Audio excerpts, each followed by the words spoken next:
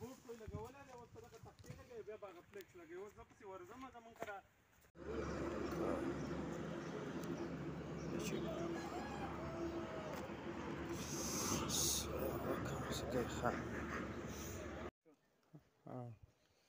बिस्मिल्लाहिर्रहमानिर्रहीम। अस्सलाम वालेकुम। अल्हम्दुलिल्लाह अपने गांव मटा यहाँ पे मैं पहुँच चुका हूँ शकरदरा स्वात मटा गांव में।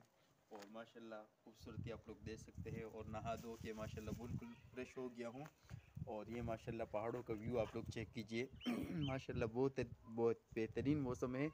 कराची में तो मौसम गर्म था और यहाँ पे हमें सर्दी लग रही है। माशाल्लाह माशाल्लाह तमाम दोस्तों का बहुत बहुत शुक्रिया जिन्होंने दुआई की। अल्हम्दुलिल्लाह बहुत बखैर वाफ़ियत के साथ हमारा सफ़र जो है इख्तिताम पज़ीर हुआ। और माशाल्लाह बहुत ज़्यादा इंजॉय किया सफ़र को अल्हम्दुलिल्लाह।